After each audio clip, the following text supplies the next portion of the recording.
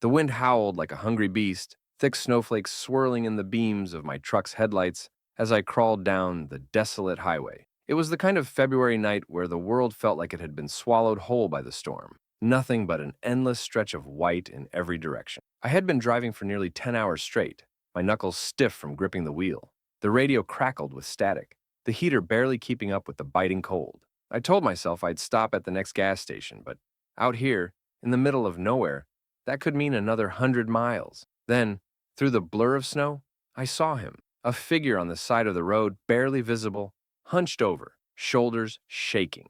I should have kept driving.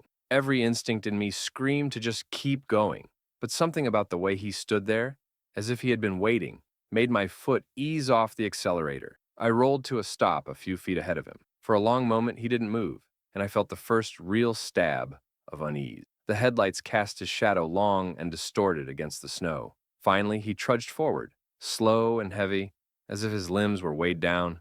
I leaned over and cracked the passenger door. "You need a lift?" The man didn't answer right away. He climbed in, shutting the door with a quiet click. His movements were stiff, unnatural, and as soon as he settled into the seat, the air inside the truck turned ice cold. I reached to adjust the heat, but it was already on full blast. I glanced at him out of the corner of my eye. He was wrapped in an old, tattered coat, the fabric stiff with frost. His skin was pale, too pale, like wax left in the freezer. Snow clung to his hollow cheeks, but he didn't shiver. His hands, resting on his lap, were long-fingered and raw, as if he had been out in the storm for far too long. "Where are you headed?" I asked, trying to keep my voice even. His lips barely moved. "Just a little further." Something in his voice sent a shiver down my spine. It was hoarse, distant, like he hadn't spoken in years. I nodded and eased the truck back onto the road. The tires crunched through the thick snow, and for a long time the only sound was the hum of the engine and the wind screaming outside. Minutes stretched into miles. The GPS flickered, glitching out, the map refusing to load. The road signs were buried in snow, and I had no idea how far I'd driven. "Got a name?" and I asked. He turned his head slightly. "No." I swallowed hard. The hairs on my arms stood on end. Something about his presence was wrong, like a shadow that shouldn't exist. The radio, which had been a mess of static, suddenly crackled to life. At first, it was just a garbled voice, then a whisper. "Don't leave me here." I jerked the dial, but the whispering only grew louder. My pulse pounded in my ears. The man beside me didn't move.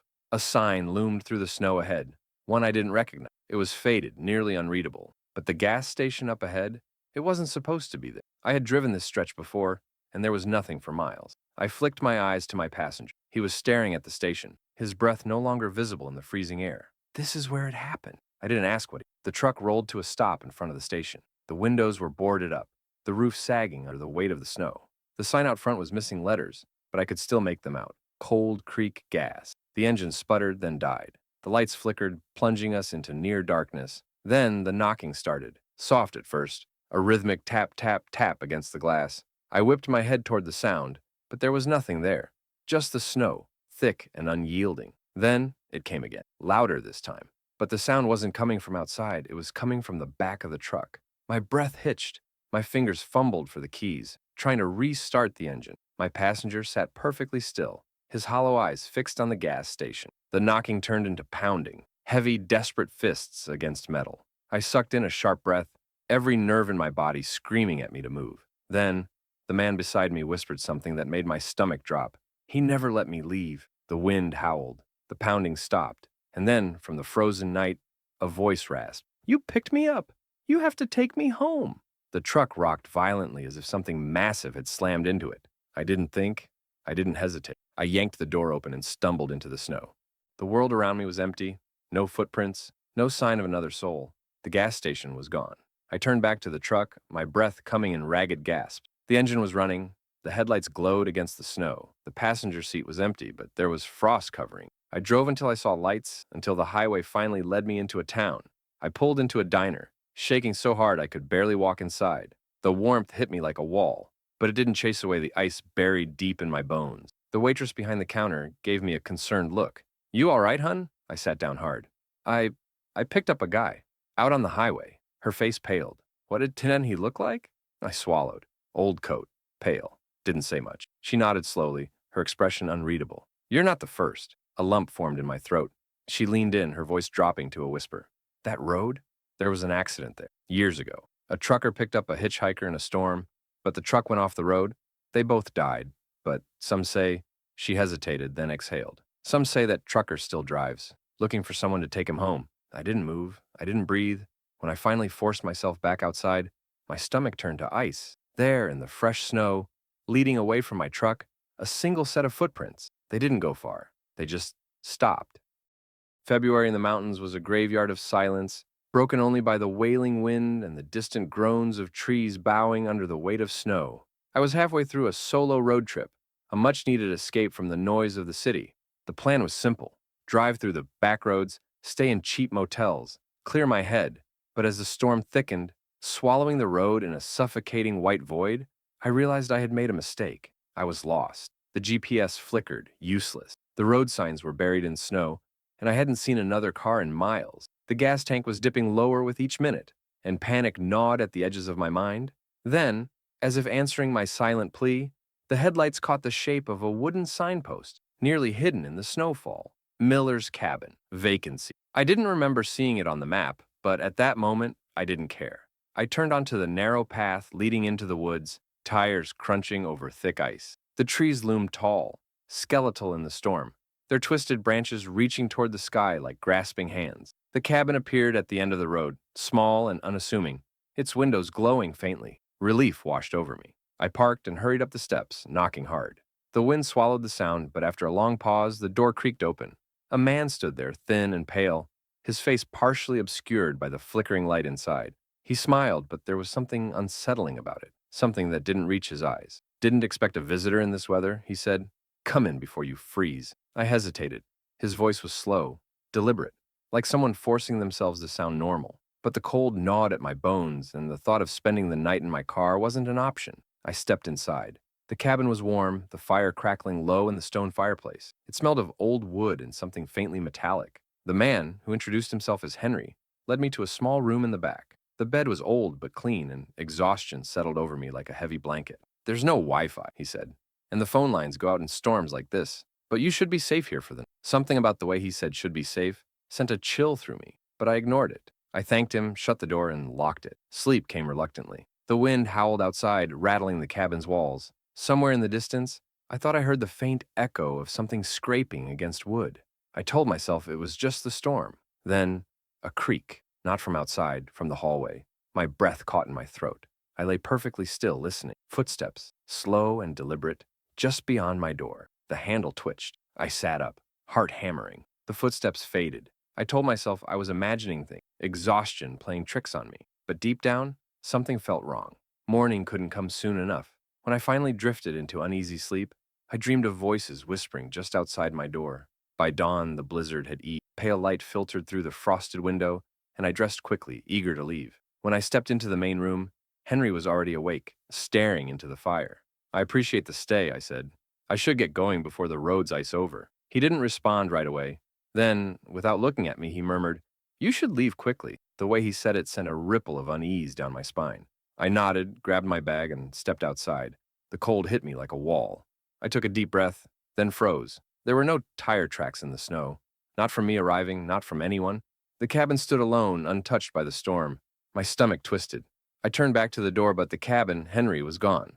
The structure was still there, but it was abandoned. The windows were broken, the wood rotted and blackened. Snow had piled through the open doorway as if no one had stepped inside for years. But the strangest thing, when I reached my car, its roof was covered in a thick layer of snow, undisturbed, as if it had been parked there for days, as if I had never left. It was the middle of February, and a brutal snowstorm had turned the roads into a death trap. I was driving home from a weekend trip to visit my parents, but the weather took a nasty turn, forcing me to take an unfamiliar back road through dense woods. The snowfall was relentless, turning the world into a swirling blur of white. I was alone, or at least I thought I was. Somewhere along that winding road, my headlights caught something, a figure standing by the roadside. At first, I thought it was just a trick of the snow, a shadow cast by the trees, but as I got closer, I realized it was a man. He wasn't wearing a winter coat, just a thin hoodie and jeans. His head was tilted down, his face obscured by the hood. He didn't wave for help. He didn't move at all. I slowed down. Something felt off. I've always heard those warnings. Don't stop for strangers in the middle of nowhere, especially not at night. But the rational side of me said he might be in trouble. No one would survive long in this weather dressed like that. I pulled over, rolling down the window just enough to be heard over the howling wind. I called out, "Hey, you okay?" The man lifted his head slightly, but I still couldn't see his face. He didn't respond. He just stood there, his hands hanging stiffly at his sides. That was the first time I felt it, an overwhelming, crushing sense of dread. Something about the way he stood there, unmoving, waiting, made my stomach churn.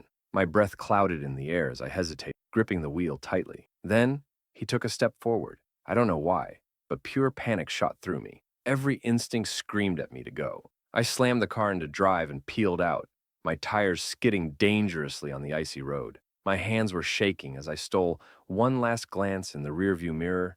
He was still standing there, watching, but he was closer than before. I didn't see him move. I focused on the road, refusing to look again. The storm grew worse, turning everything into a whiteout. My wipers barely kept up, and the road ahead was a winding, treacherous mess. I kept driving, gripping the wheel so tightly my knuckles turned white. Then my radio crackled to life. It had been silent for the entire trip, but now, through the static, I heard something, a whisper, a voice barely audible beneath the storm. "You should have stopped." I turned the radio off. A few miles later, the storm eased just enough for me to see again. My heartbeat slowed as I spotted a gas station. I pulled in, desperate for a break. My nerves still rattled. The clerk barely looked up as I entered, shaking the cold from my jacket. I poured myself a coffee, still trying to shake the feeling that something was wrong. Then, the bell above the door jingled. I turned, expecting another traveler seeking shelter.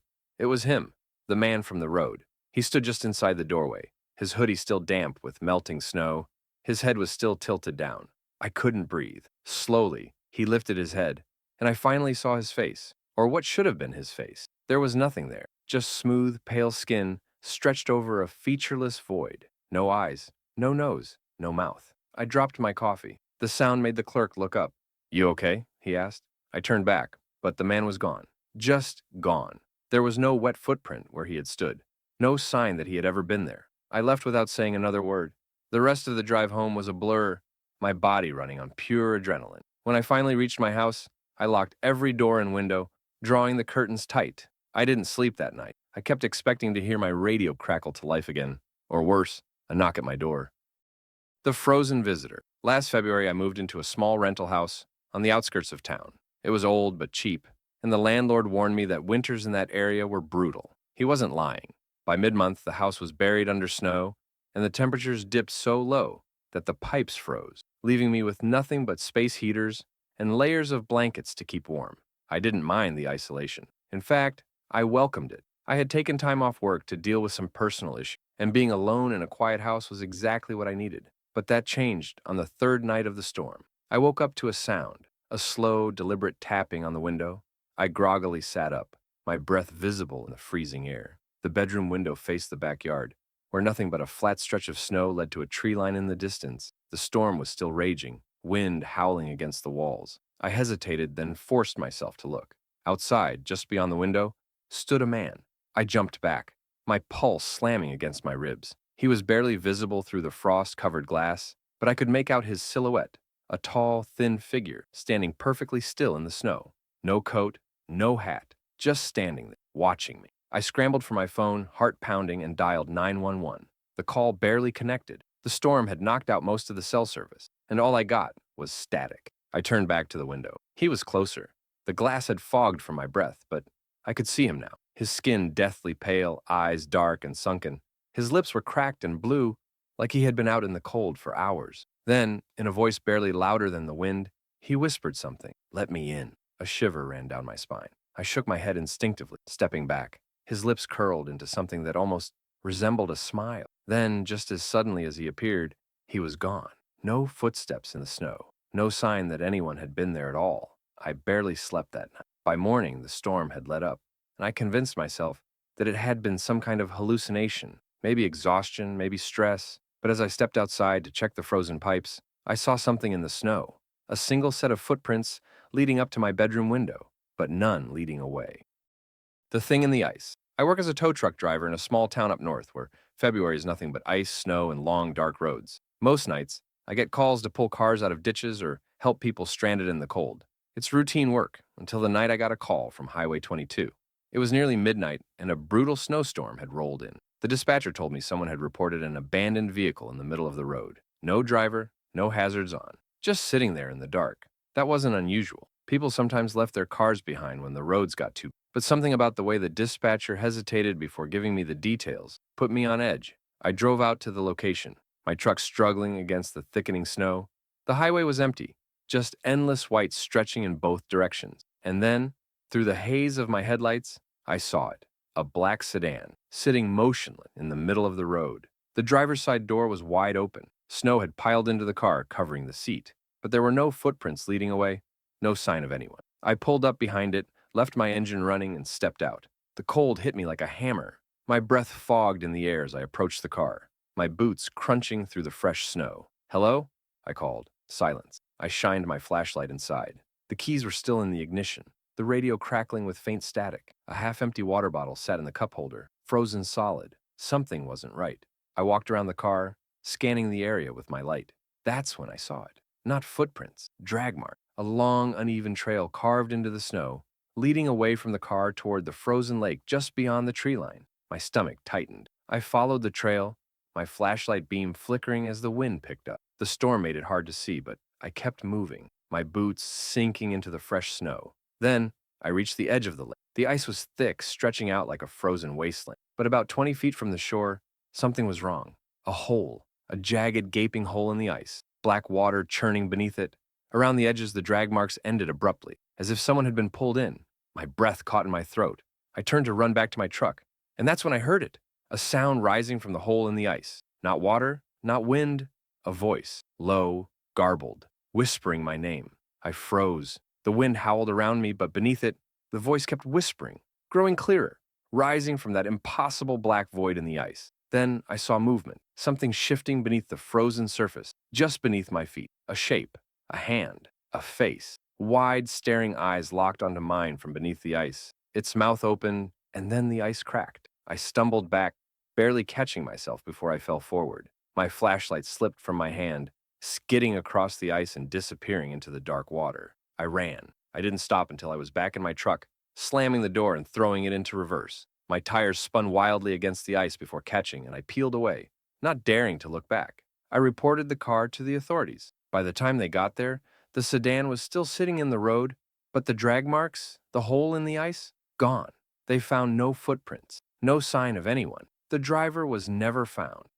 The visitor in the blizzard. Last February, I took a job as a caretaker for an old hunting lodge deep in the mountains. The owner was an older man who lived in the city and only used the place in summer. He wanted someone to stay there through the winter, keep the pipes from freezing, and make sure the property was safe from trespassers. The pay was good, and I didn't mind being alone. I figured it would be peaceful, just me, the snow, and the quiet. I was wrong. By the third week, a blizzard hit, the kind that turns everything into a whiteout.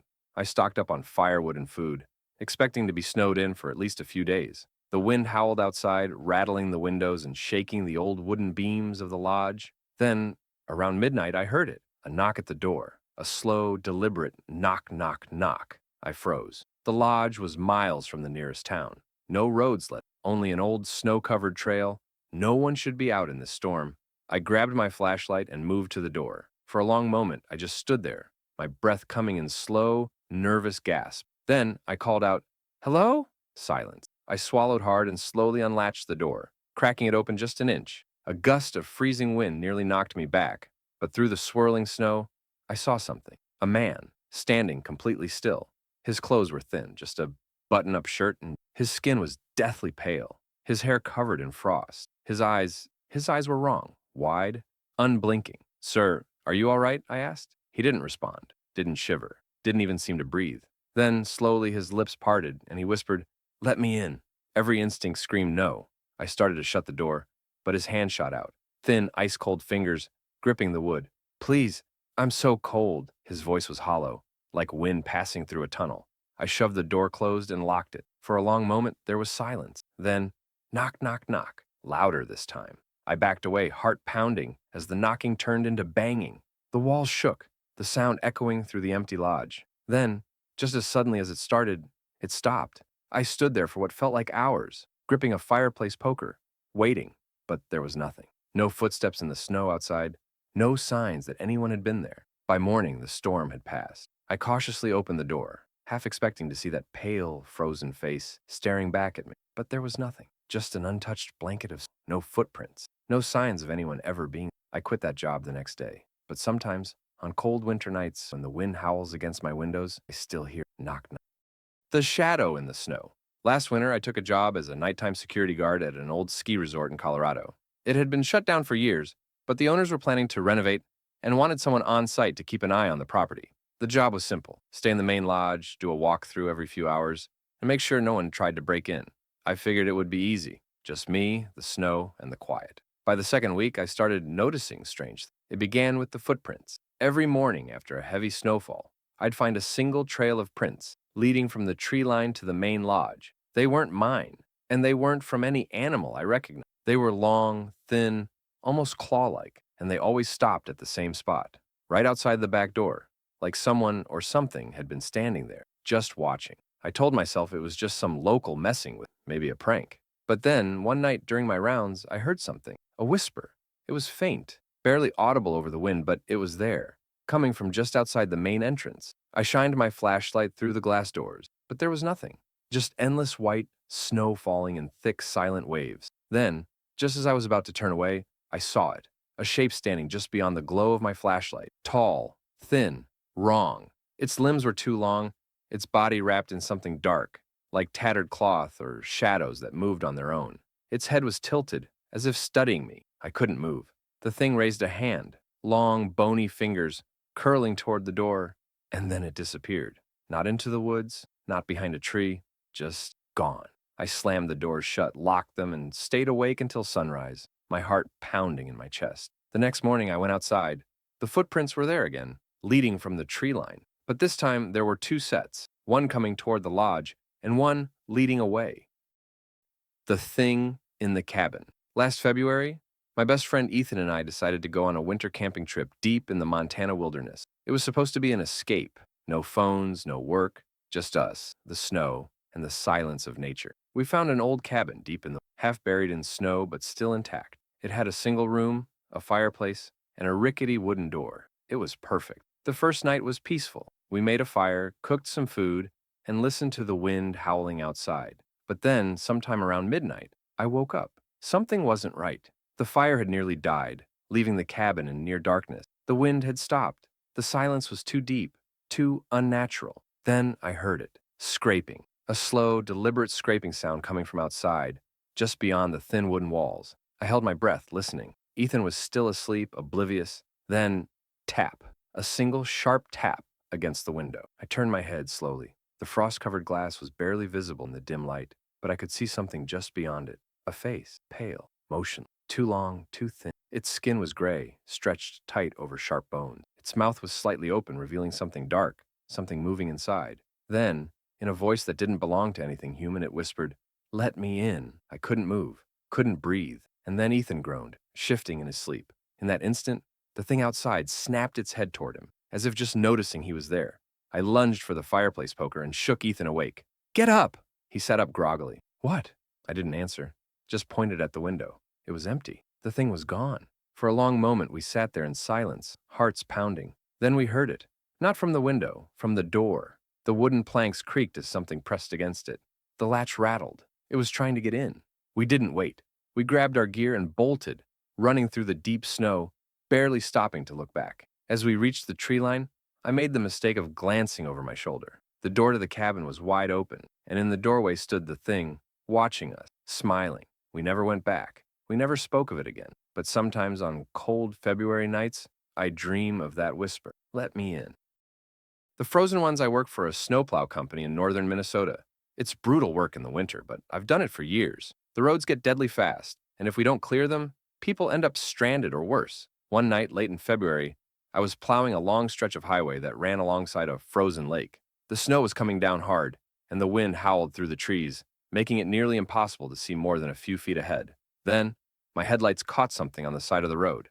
A person, a woman, standing completely still in the snow, her long hair blowing in the wind. She wasn't wearing a coat, just a thin dress, tattered and pale. I slammed on the brakes, my plow screeching to a stop. My first thought was that she had to be lost, maybe in shock. No one could survive out here in that kind of cold. I grabbed my flashlight and stepped out, calling to her. Ma'am, are you okay? She didn't move.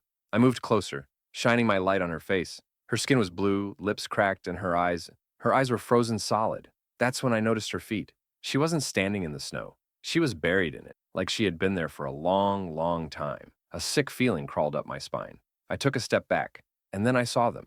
More figures, half buried in the snow along the road.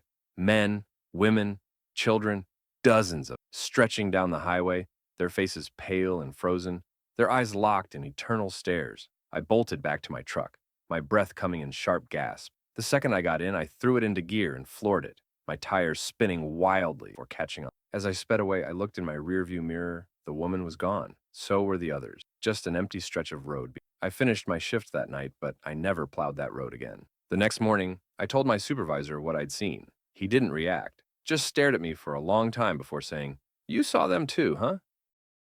The cabin that wasn't there. Last February, I got lost while driving through the back roads of Vermont during a snowstorm. I had taken a shortcut, one that my GPS warned me against, but I ignored it. Big mistake. The snow fell fast, covering the road in thick white, and soon I couldn't tell where I was. My gas gauge was running low, and my phone had no signal. I was completely alone, surrounded by endless trees. Then I saw it, a cabin. It sat just off the road, barely visible through the swirling snow. The windows glowed with warm light, smoke curled from the chimney. It looked lived in, safe. I pulled into the driveway and hurried to the porch, stomping snow off my boots. Before I could knock, the door creaked open on its own. "Hello," I called. No answer. The inside was cozy. Wooden walls, a crackling fireplace, a table set with plates, as if someone had just stepped away. I felt a strange sense of relief, though I couldn't shake the feeling that I was intruding. That's when I noticed something odd. The fireplace gave off no heat. The food on the table was fresh, but there was no smell. The air in the cabin was cold. Then I heard it, a whisper, faint, coming from the hallway. I turned, my heart hammering. At the end of the dark hall stood a door, slightly open. A sliver of blackness peeked through the gap. The whispering grew louder, not words, sounds. Something was. I stepped back, suddenly desperate to leave, but then the door slammed shut. All the lights in the cabin went out.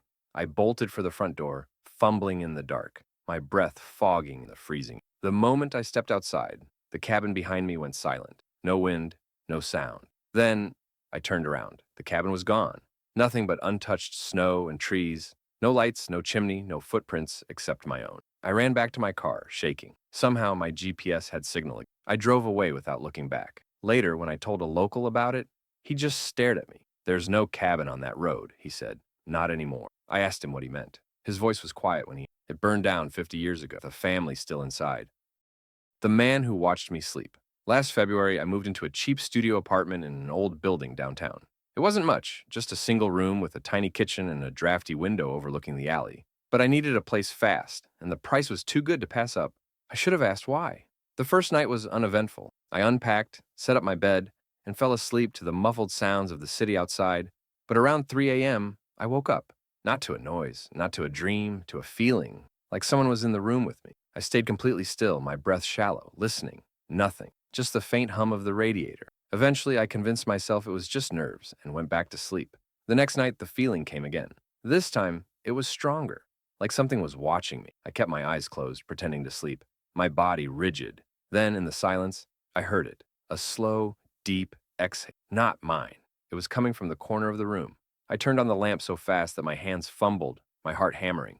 There was nothing there, but I swore I smelled something, a faint, rotting scent, like old damp wood and something worse. I barely slept that night. The next morning, I searched the apartment, checked every corner, every shadow. Nothing. But when I stepped into the bathroom, I froze. The mirror was fogged up, like someone had breathed on it. I wiped it with a shaky hand, but something caught my eye. Faint, almost invisible. Handprints. Not mine, too long, too thin. I packed a bag that night, deciding to stay at a friend's place. But before I left, I did one last thing. I set up my phone to record while I slept. I don't know what I expected, but what I saw the next morning still haunts me. At 3:14 a.m., the footage showed me sleeping, and in the corner of the room, a figure, tall, thin, motionless, just watching. It stood there for hours, never moving, never blinking, and just before dawn, it faded, like it had never been there at all. I moved out that day. I don't know who else has lived in that apartment since, but sometimes late at night I wonder, does it still stand in the corner? Does it still watch? The passenger in the blizzard. Last February, I was driving home from a weekend trip in the mountains when a sudden blizzard rolled in. The snow was thick, the road barely visible, and my car crawled forward through the whiteout. It was just me, alone on a desolate stretch of highway, miles from the nearest town. Then, through the swirling snow, I saw him, a man standing on the side of the road. He wore no coat, just a thin, dark hoodie and jeans, his head tilted down as if he were staring at the ground. His posture was strange, rigid, unnatural. I hesitated. Stopping in a storm like this was dangerous, but leaving someone out here could be worse. I rolled down my window slightly. Hey, do you need a ride? He didn't answer, just stood there, his body motionless. Then, slowly, he lifted his head. I wish I had just driven away. His face was red. His skin was pale, almost bluish from the cold, but it was his eyes that sent ice through my veins. They were completely black. No whites, no pupils, just endless, empty darkness. My stomach twisted. Every instinct screamed at me to leave. I slammed my foot on the gas, my tires spinning before finally catching on the ice. The car surged forward, and then I heard it, a whisper, coming from the back seat. I didn't look. I couldn't. The road blurred as I sped through the blizzard, my heart pounding so hard it drowned out everything else. Then, after what felt like hours, I saw the lights of a gas station ahead. I pulled in, skidding slightly, and threw the car into park. My hands shook as I forced myself to turn around. The back seat was empty. I sat there for a long time, breath fogging up the windshield. My mind scrambled for explanation, anything logical. Then I saw it, my rear window, faint, almost invisible in the frost. A single handprint. Too large, too long. I never take that road anymore, and I never drive alone in the snow.